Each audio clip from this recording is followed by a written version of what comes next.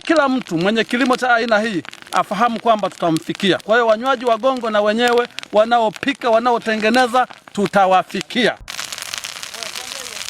Hapa tuna zoezi la operation la kuteketeza mashamba ya bangi. Na siku ya leo tangu asubuhi mpaka muda huu yapata saa 8 za mchana tumeshateketeza ekari 4 kwa maeneo mbalimbali. Kwa hiyo kimsingi ni kwamba hili ni zoezi la operation. Lengo kubwa ni kuteketeza madawa ya kulevya, madawa ya mashambani, lakini madawa ya viwandani. Tunatambua wazi bangi kuna wakati fulani inafanywa process, inaingia kwenye kuwa madawa ya viwanda, lakini haya ni madawa mengi ambayo ni bangi inawekwa kwenye kete, inawekwa kwenye puri, inasafirishwa kwenda mikoa mingine. Sasa sisi mkoa wa Mara tumeona ni vema sasa tuanze kuteketeza madawa haya yangali shambani kabla hayajawafikia wanunuzi. Kwa kufanya hivi tunajua kabisa wakulima wanaolima madawa haya kimsingi kwanza watapata hasara. Kwao ni hasara kubwa kwa sababu wamewekeza.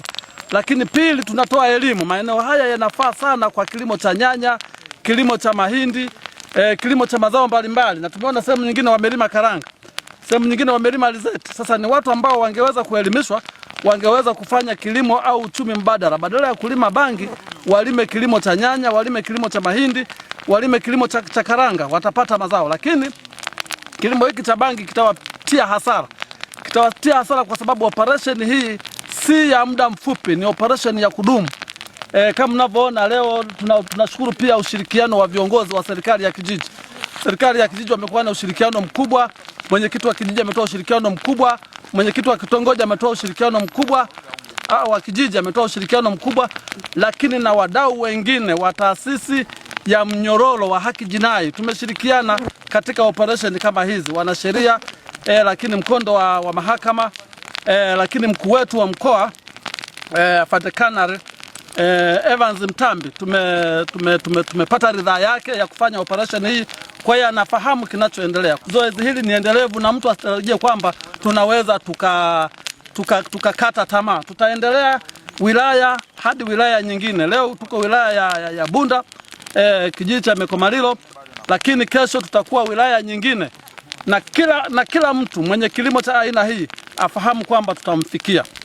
Ni wito wa jeshi la polisi kwamba wananchi waendelee kutoa taarifa kwa jeshi la polisi za watu wanaojihusisha na madawa ya kulevya, hususan bangi. Na sisi katika mkoa wa Mara si bangi tu tunaofanya operation. Tunafanya operation makosa mengi yanayohusiana na madawa ya kulevya, ikiwa ni pamoja na gongo. Kwa hiyo wanywaji wa gongo na wenyewe wanaopika, wanaotengeneza, tutawafikia.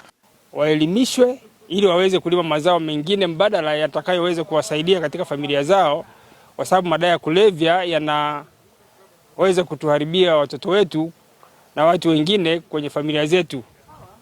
Kwa hiyo mimi itabidi tufanye utaratibu kama kijiji wa kushirikiana na viongozi wengine ili tuweze kuwaelimisha wananchi hawa wasiendelee kulima mazao yale ya bangi, ili kijiji kiweze kuwa salama. Wanaweza kulima maharage, karanga, mahindi na mazao mengine ambayo yanaweza kuwasaidia.